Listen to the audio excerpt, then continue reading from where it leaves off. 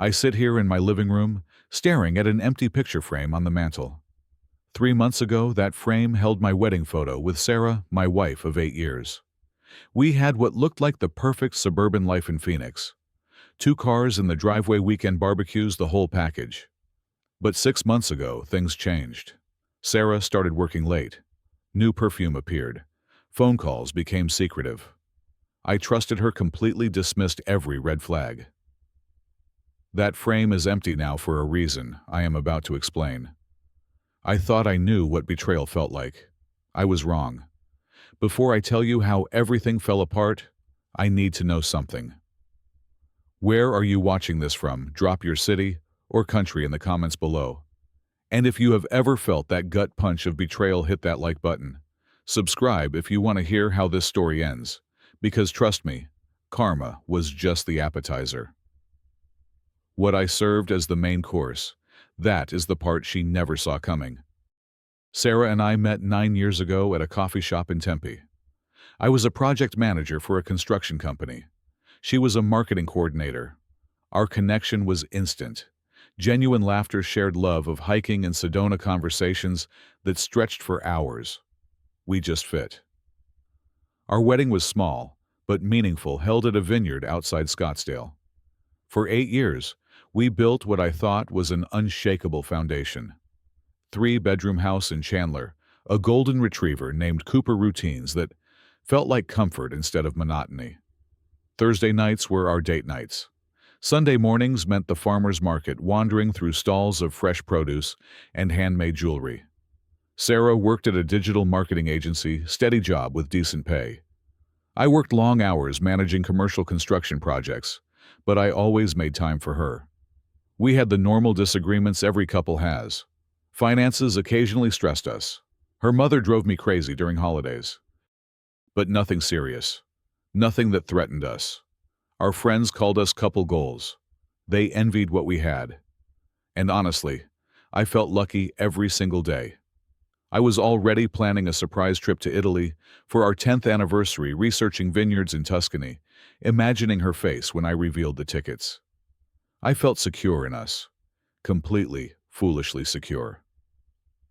6 months before everything collapsed, Sarah got promoted to senior marketing manager. New team, bigger responsibilities, better pay. I was proud of her. She deserved the recognition. But the promotion came with a new boss, Derek. 42 years old, divorced, the kind of guy who wore expensive watches and talked about wine pairings. Sarah started mentioning him constantly. Derek suggested this campaign. Derek thinks I should lead the pitch. Derek said the client loved my ideas. At first, I did not think much of it. She was excited about work. That seemed healthy. But then the late nights started. Sarah would text me at 7 in the evening, saying she had to stay until 9 or 10 to finish a project. She would come home exhausted, barely hungry, claiming she had grabbed food at the office. I tried to be supportive. Career growth mattered. I wanted her to succeed. But other things began changing too. Sarah started taking phone calls in the garage, voice low and muffled through the door. She angled her phone away when texting on the couch beside me. New clothes appeared in her closet, expensive blouses and fitted dresses she said were for client meetings. She bought a different perfume, something floral and sharp, that replaced the vanilla scent I associated with her. When I asked about it, she shrugged and said a colleague gave it to her at a birthday party. Our physical intimacy vanished. Sarah was always too tired or too stressed. When I suggested a weekend getaway to Sedona, just the two of us to reconnect, she said she could not. Major project deadline. Critical client presentation. Always something. I felt a cold distance growing between us, like watching someone walk away in slow motion. But I pushed the suspicions down. I trusted her. We had 8 years together. She would not lie to me. She would not betray us. The discovery happened on a Tuesday evening in late February. I left work early, decided to surprise her with takeout from her favorite Thai place. I arrived home around 6:30 in the evening. Her car was not in the driveway. That was odd. She had texted me earlier saying she would be home by 6. I called her cell. No answer. Texted her. "Where are you?" The read receipt showed she saw it, but no response came. 30 minutes crawled by. Finally, Sarah called back. Her voice sounded breathy, too casual, almost rehearsed. She claimed she was stuck in traffic coming from a client dinner. Something in her tone felt wrong. A strange lightness, like she was performing normalcy instead of living it. I hung up, feeling uneasy. Then I remembered we had location sharing enabled on our phone plan. I had never used it before, never felt the need.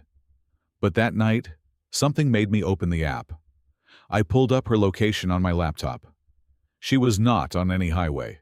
She was not stuck in traffic. She was at an address I did not recognize.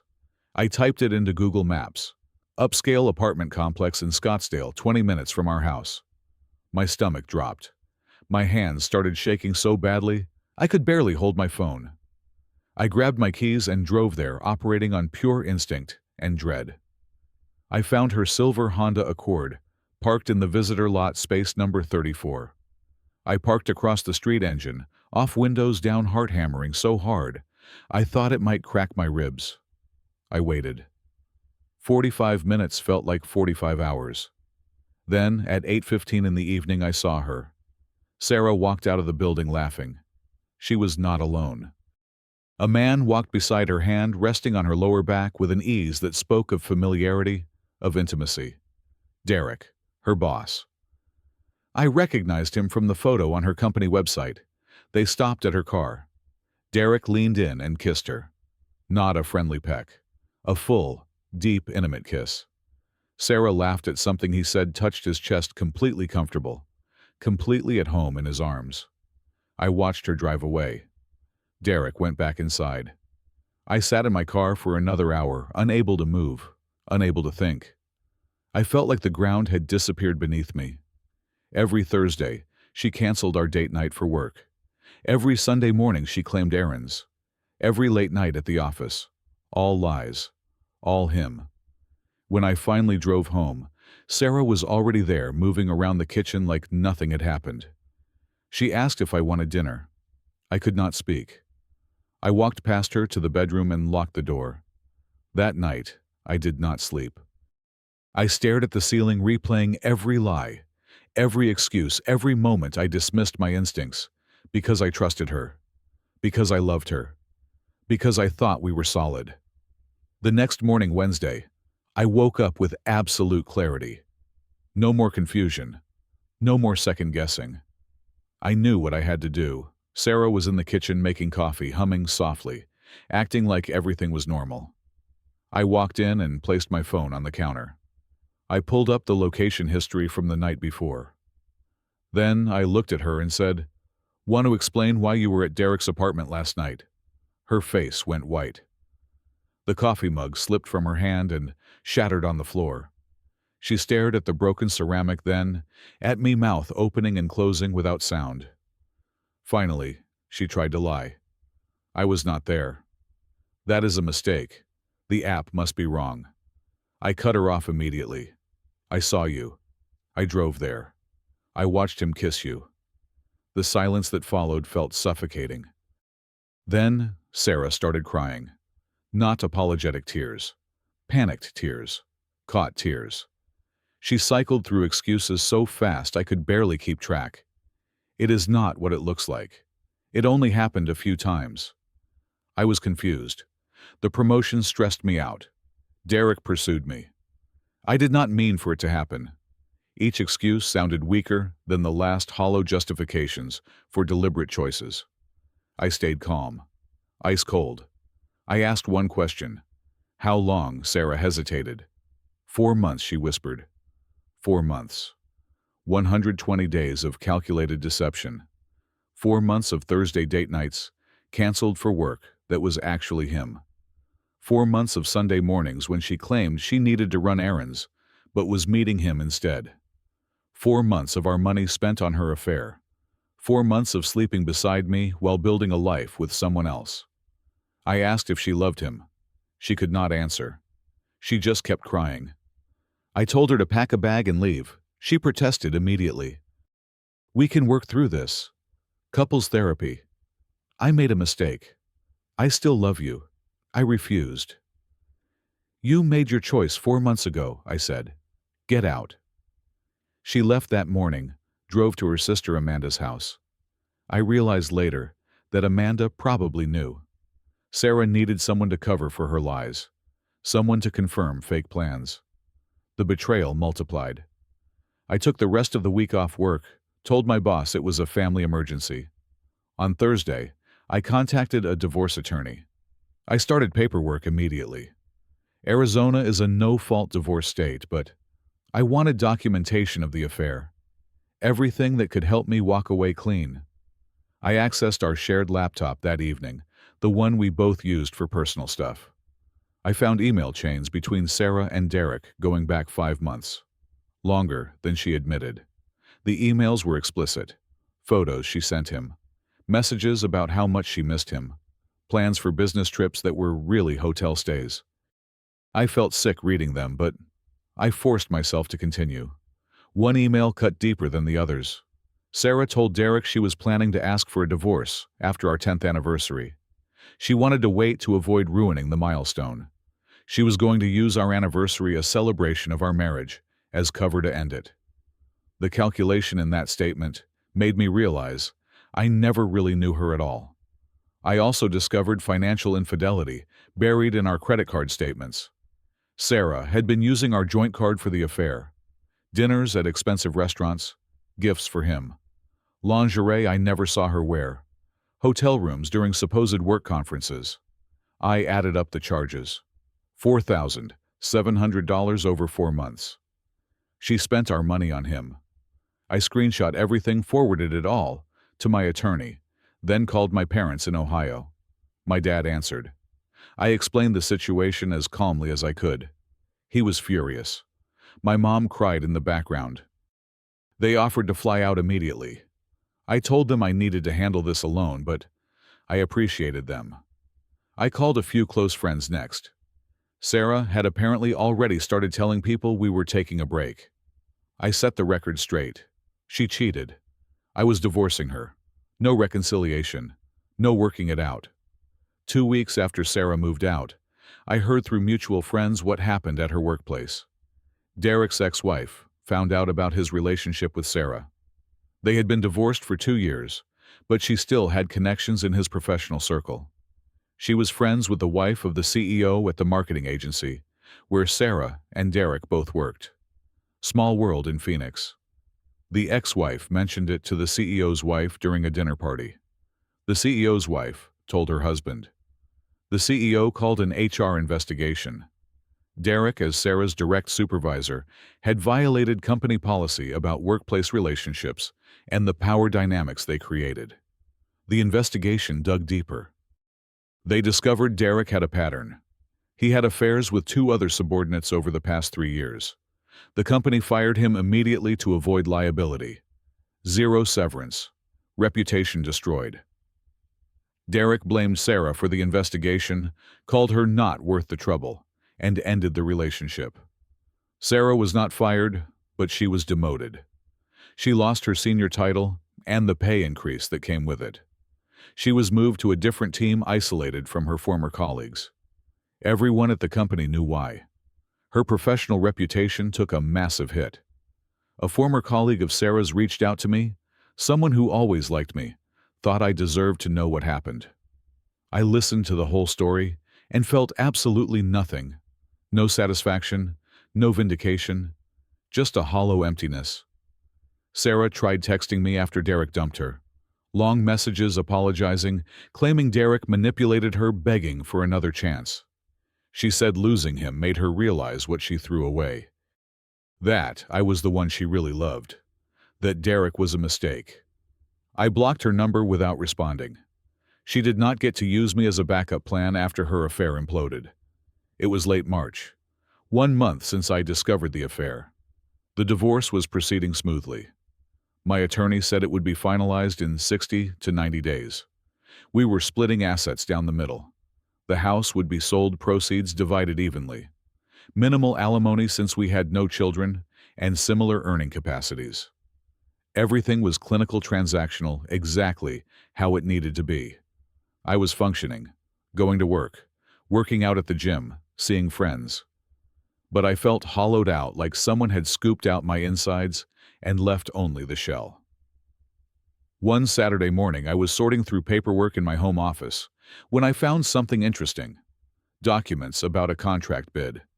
Sarah's company, the marketing agency, was one of 3 finalists, bidding on a major contract with my construction company. We were looking for a new firm to handle our branding, complete website redesign, and social media strategy. It was a multi-year contract worth approximately $250,000 to the winning agency. Significant money, career-defining work. I stared at the documents. Sarah's agency was a strong contender. I did not make the final decision, but I worked directly with Jack Henderson, the VP overseeing the selection. Jack was a mentor figure, someone who had known me for 6 years, respected my judgment, often asked my opinion on major company decisions. An idea formed in my mind: cold, calculated, precise. I scheduled a meeting with Jack the following Monday. We sat in his office discussing the 3 finalist agencies. He asked my thoughts on each one. When he mentioned Sarah's agency, he noted they had a strong portfolio, impressive client list, competitive pricing. I nodded slowly. Then I said I should probably disclose something. My soon-to-be ex-wife works there. Jack raised his eyebrows, surprised. He asked if that created a conflict of interest. I chose my words carefully. Not exactly a conflict, but I did hear through industry connections that they are going through some internal issues. HR problems, management turnover, that sort of thing. Everything I said was technically true. Derek had been fired. There was an HR investigation. Management did turn over. I simply presented facts. I did not mention my personal connection to those events. I did not fabricate anything. I just made sure the information was visible. Jack appreciated the heads up. He said they would look more carefully at the company's stability before making a final decision. Clients needed reliable partners, not agencies dealing with internal chaos. I suggested the second finalist agency, a firm with a solid reputation, no recent scandals, proven track record. Jack nodded thoughtfully, made notes, thanked me for the insight. 2 weeks later, he informed me they had gone with my recommendation. Sarah's agency lost the contract. I knew Sarah had been working on that pitch. Before I stopped checking her emails, I saw messages about the proposal, hours of preparation, how much this contract meant to her team. Losing it would hurt her professionally. It would damage her standing at the company even further. And I knew exactly how much it would cost her. Not just money, reputation, future opportunities, the ability to rebuild what she destroyed. Sarah found out her agency lost the bid in mid-April. Her boss, the new supervisor after her demotion, apparently blamed her. She was part of the pitch team. She should have sealed the deal. Sarah somehow discovered that my company had chosen a different agency. On a Thursday evening, she showed up at my house unannounced. I heard the doorbell, looked through the peephole, saw her standing there. I opened the door, but did not invite her in. She was angry. More angry than I had seen her since the confrontation. "Did you sabotage us? Did you cost me that contract?" I leaned against the doorframe, kept my voice level. I gave an honest professional opinion based on information I had. Your company's instability is well known in the industry. That is not sabotage. That is facts. Her face shifted from anger to realization. You knew. You knew we were bidding and you tanked us on purpose. I did not deny it. I did not lie about anything I said. I simply made sure the truth about your company's problems was visible to the decision makers. If you cannot win contracts after what you and Derek did, that is not my problem. That is consequences. Sarah stared at me. Then her anger crumbled. She started crying again. I lost everything, she said. Derek dumped me. I got demoted. Everyone at work treats me like I am toxic. And now I am losing clients too. Have I not suffered enough? I looked at her. This woman I loved for 9 years. This woman I planned a future with, and felt nothing but cold resolve. You thought karma was enough, that losing Derek and your promotion would somehow balance what you did. You destroyed 8 years of my life. You spent our money on him. You lied to me every single day for 4 months. You planned to divorce me after using our anniversary as a cover. I did not just want you to hurt Sarah. I wanted you to understand what it feels like to have someone you trust take everything from you on purpose. She stood there, speechless, tears streaming down her face. I continued. The affair was your choice. The lies were your choice. This is mine. Karma made you uncomfortable. I made sure you would remember what betrayal really costs. I closed the door, left her standing on the porch. I walked back inside, and for the first time in weeks, I felt something shift. Not happiness, not joy, but a quiet satisfaction, a sense of control, a feeling that I had taken my power back. By May, 3 months after the discovery, my life started finding a new rhythm. The divorce finalized in early June. Papers signed, assets divided, legal ties severed. The house sold in July. I moved into a smaller condo in downtown Phoenix, modern building with a gym and a rooftop view. Fresh start. No shared memories embedded in the walls. I started therapy in April, worked through the anger and betrayal with a counselor who helped me process everything without letting it consume me. I reconnected with old friends I had neglected during my marriage. Guys from college I used to play basketball with.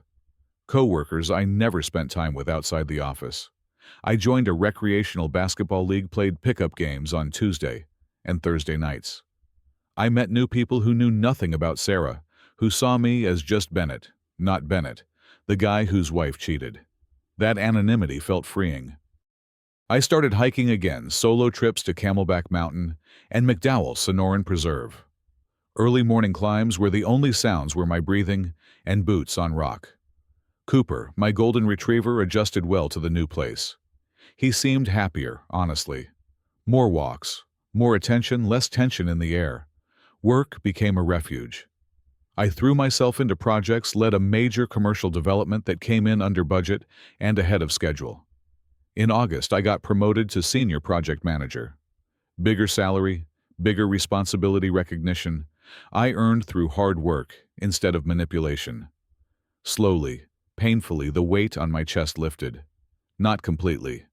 Betrayal leaves scars. But I could breathe again. I could laugh without it feeling forced. I could imagine a future that did not include Sarah, that did not revolve around what she took from me. I was not the same person I was before. That version of me died the night I watched her kiss Derek. But I was becoming someone stronger, someone who knew his worth, someone who would never ignore red flags again.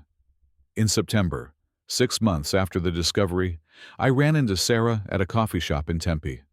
Ironic location. The same place we met 9 years earlier. I was grabbing coffee before a site meeting. She was sitting alone at a corner table, laptop open, looking tired and thinner than I remembered. Our eyes met. The moment stretched awkwardly. She stood up, walked over, asked if we could talk for a minute. I agreed, more out of curiosity than anything else. We sat at a table by the window. Sarah told me she was working at a different company now. She had left the marketing agency after they lost several clients following the contract loss with my company. Her reputation never recovered. The new job paid less, smaller firm, less responsibility. She said she had been in therapy too, working through why she made the choices she made. She apologized again. Said she understood now what she destroyed. That Derek was never worth it. That she threw away something real for something empty. I listened without interrupting. When she finished, she asked if I would ever forgive her. I thought about it for a moment, then answered honestly. I forgave you for me, not for you. I needed to let go of the anger because it was eating me alive. But forgiveness does not mean forgetting. It does not mean what you did was okay. It just means I am done carrying it. She nodded, eyes filling with tears she did not let fall. We said goodbye. No drama, no tears, no lingering hope for reconciliation. I walked to my car and realized I felt neutral. No rage, no sadness, no longing for what we used to have. Just peace. Genuine, hard-won peace. I thought about the entire journey, the discovery, the confrontation, the divorce, the calculated move with the contract. Some people might say I went too far. That costing her that contract was vindictive. But I did not lie. I did not fabricate anything. I just made sure the consequences of her actions reached further than she expected. Betrayal changes you. It leaves scars that never fully disappear. But it does not have to define you. I learned that the hard way. I also learned that self-respect matters more than being the bigger person. Karma is real, but sometimes karma needs a little help. Not out of cruelty, but out of justice. I did not destroy Sarah's life. She did that herself when she chose Derek, when she spent 4 months lying to my face, when she planned to divorce me while pretending everything was fine. I just made sure she could not pretend the damage stopped at our marriage. I am open to love again eventually, but on my terms. With someone who values honesty. With someone who sees me as a partner, not a safety net. I learned to trust my instincts, to never ignore red flags, just because I want to believe the best in someone. I learned that sometimes standing up for yourself means making hard choices that others might judge. And I am okay with that judgment, because at the end of the day, I have to live with my decisions. And I can live with mine. If you have been betrayed, do not let anyone convince you that letting them off easy makes you the bigger person. Sometimes, being the bigger person means standing up and saying, "You do not get to walk away from this unscathed." I am not sorry for what I did. I am only sorry I trusted someone who did not deserve it.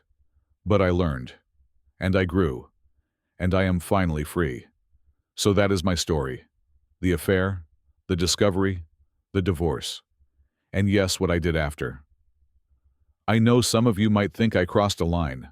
Others will understand completely. Either way, I want to hear from you. Have you ever been betrayed by someone you trusted? How did you handle it? Did you let karma do the work, or did you take action yourself? Drop your thoughts in the comments below. I read every single one. If this story resonated with you, hit that like button. It helps more people find these stories and realize they are not alone in what they have been through. Subscribe to the channel if you want to hear more real stories about betrayal, heartbreak, and how people rebuild their lives after everything falls apart. Share this video with someone who needs to hear it, someone going through their own battle with trust and betrayal. Thank you for listening to my story. I know it was not easy. These things never are. But I appreciate you being here, taking the time to understand what happened and why I made the choices I made. I hope wherever you are in your own journey, you find peace, you find strength, and you find the courage to stand up for yourself even when it is hard. Even when people judge you for it. Take care of yourself. You deserve better than betrayal. We all do. I am Bennett. I am 38 years old, and I am finally free.